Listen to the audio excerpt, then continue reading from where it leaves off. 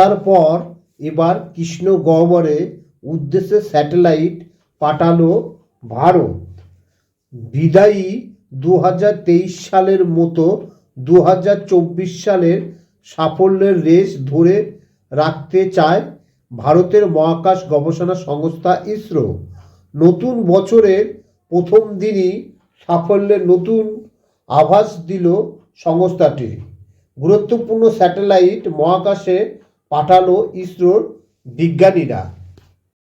ভারতীয় সংবাদ মাধ্যমের খবর অনুযায়ী আজ 1 জানুয়ারি স্থানীয় সময় সকাল 9টা 10 মিনিটে অন্ধ্রপ্রদেশের শ্রীহরিকোটার Satish Dhawan space research center থেকে এক্সপোস্যাট স্যাটেলাইট মহাকাশে পাড়ি দিল।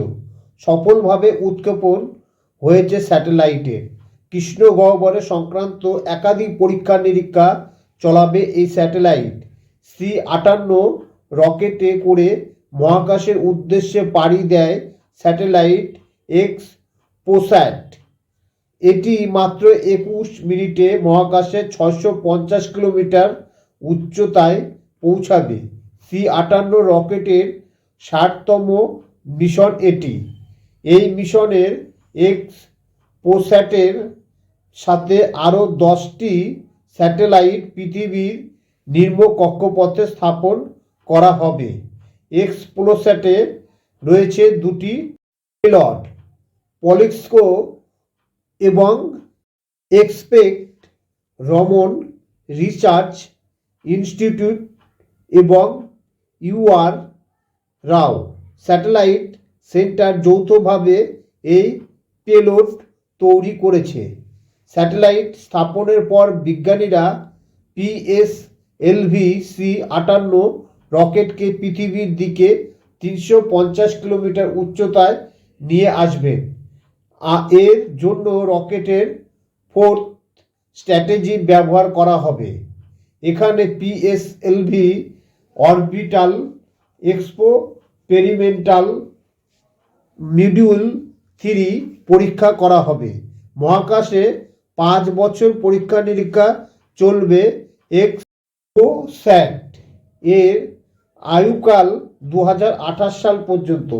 এই স্যাটেলাইটের মাধ্যমে মহাকাশে এক্সের উৎস সন্ধান করা হবে।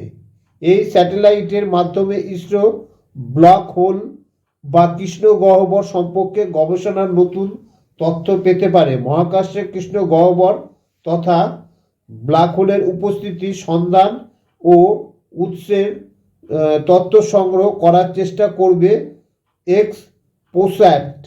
স্যাটেলাইট কোথায় কোথায় কৃষ্ণগহ্বর রয়েছে তার খোঁজও মিলতে পারে। নতুন কৃষ্ণগহ্বরের ঠিকানা সন্ধান ও মিলতে পারে। এই ধরনের স্যাটেলাইট এর আগে একবারই মাত্র মহাকাশে পাড়ি দিয়েছিল। নাসা 2021 সালে এই স্যাটেলাইট উৎক্ষেপণ করেছিল। আমেরিকার পর ভারতের দ্বিতীয় দেশ এই স্যাটেলাইট উৎক্ষেপণ করে।